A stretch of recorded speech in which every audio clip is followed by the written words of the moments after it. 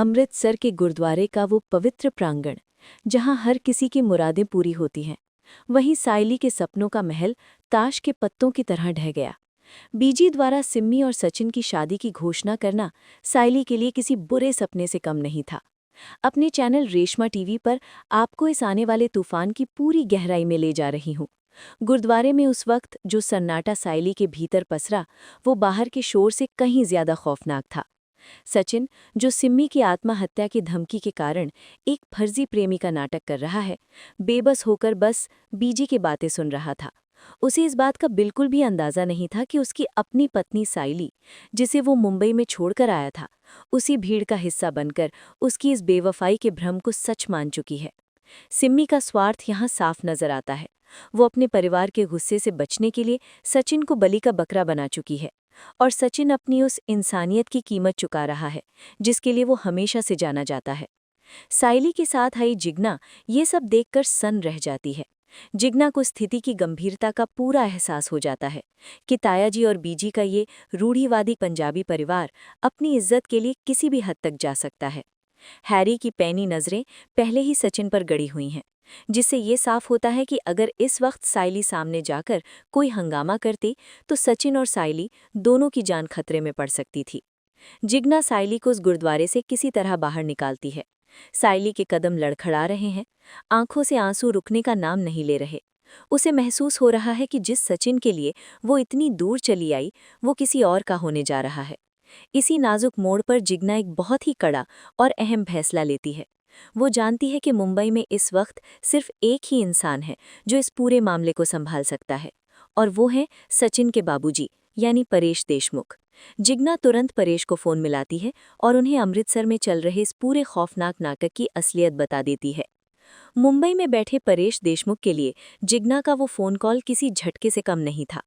परेश, जो हमेशा से अपने परिवार को एक डोर में बांधने की कोशिश करते हैं और सायली को अपनी बेटी से बढ़कर मानते हैं, ये जानकर अंदर तक कांप उठते हैं कि उनका बेटा सचिन पंजाब में एक अनजान परिवार के बीच कितनी बड़ी मुसीबत में फंसा हुआ है। जिग्ना उन्हें पूरी बात समझाती है कि कैसे सिम्मी नाम की एक लड़की ने सचिन को फंसाया है, और अब उस लड़की का रसूखदार परिवार 2 दिन के भीतर सचिन की शादी करवा रहा है। फिल्म सिटी के सूत्रों और वहां चल रही स्क्रिप्ट की सुगबुगाहटों से मैं रेशमा आपको ये यकीन दिलाती हूँ कि बाबूजी का ये रूप दर्शकों ने पहले कभी महसूस नहीं किया होगा। वो आम तौर पर शांत रहने वाले इंसान हैं, लेकिन जब बात उनके बेटे की जान और उनकी बहू सायली के सुहाग पर बनाए, तो वो किसी भी तूफान से टकराने का माद्दा रखते हैं। परेश घर में रेणुका या किसी और को इस बात की पूरी भनक नहीं लगने देते, क्योंकि उन्हें पता है कि रेणुका का रवैया इस वक्त आग में घी डालने का काम करेगा। वो चुपचाप अपना सामान बांधते हैं और तुरंत पंजाब के लिए रवाना होने का प्रबंध करते हैं। इधर अमृतसर में हालात बद से बदतर होते जा रहे हैं। सिम्मी की शादी की रस्में शुरू करने की तैयारियां होने लगती हैं। तायाजी का दबदबा पूरे घर में कायम है, और हैरी हर उस इंसान पर नजर रख रहा है जो सचिन से मिलने की कोशिश कर रहा है। सचिन अंदर ही अंदर घुट रहा है। वो बार बार सिम्मी पर दबाव डाल रहा है कि वो अपने परिवार को सच बताए और उसे इस झूठे जाल से आज़ाद करे, लेकिन सिम्मी अपने डर के आगे मजबूर है, और वो सचिन को इमोशनल ब्लैकमेल करने से बाज नहीं आ रही। सचिन के दिमाग में सिर्फ और सिर्फ सायली का ही ख्याल घूम रहा है। उसे अपने मुंबई वाले घर, अपनी टैक्सी और उस जिंदगी की याद सता रही है जो उसने सायली के साथ धीरे धीरे संवारनी शुरू की थी। उसे इस बात का तनिक भी भान नहीं है कि उसकी बाइको उसी शहर में मौजूद है और इस वक्त किसी बंद कमरे में अपने टूटे हुए दिल के टुकड़े समेट रही है। सायली का दर्द सिर्फ एक धोखे का दर्द नहीं है, बल्कि ये उस विश्वास के टूटने का दर्द है जो उसने सचिन के खुरदुरे लेकिन सच्चे व्यक्तित्व पर किया था। जैसे जैसे वक्त बीत रहा है, परेश देशमुख पंजाब के करीब पहुंच रहे हैं। उनकी ये यात्रा एक पिता की अपने बेटे को बचाने की बेचैनी और एक ससुर की अपनी बहू को न्याय दिलाने की जिद का प्रतीक बन गई है। परेश जानते हैं कि तायाजी के बाहुबल और हैरी की चालाकियों का सामना करना आसान नहीं होगा।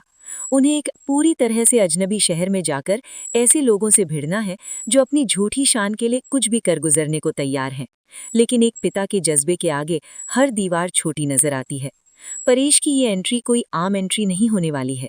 जब बाबूजी अमृतसर की उस अजनबी जमीन पर कदम रखेंगे, तो वहां का समीकरण पूरी तरह से बदल जाएगा।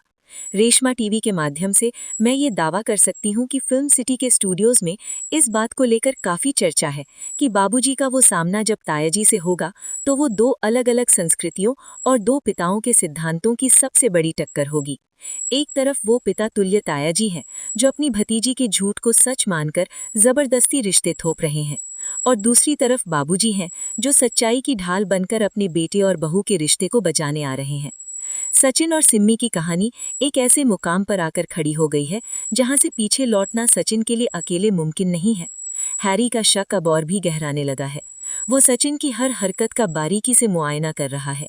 हैरी को ये महसूस होने लगा है कि एक आम टैक्सी ड्राइवर अचानक से इस रईस परिवार का दामाद बनने के लिए इतनी आसानी से कैसे मान गया। वो सिम्मी और सचिन के बीच की असहजता को भांप रहा है।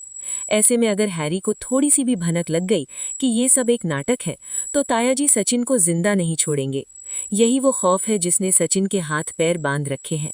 वो अपनी जान बचाने से ज्यादा इस बात से डरा हुआ है कि सिम्मी सच में कुछ गलत कदम ना उठा ले।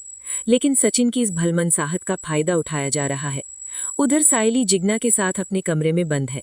जिग्ना बार बार साइली को ढांढस बंधाने का प्रयास कर रही है, उसे ये समझाने का प्रयास कर रही है कि जो भी हुआ है उसके पीछे जरूर कोई बहुत बड़ी मजबूरी रही होगी। लेकिन एक औरत जब अपने पति को किसी और के साथ मंडप की ओर बढ़ते हुए देखती है तो सारे तर्क और सारी समझदारी धरी की धरी रह जाती है। साइली इस वक्त उसी मानसिक द्वंद्व से गुजर रही है।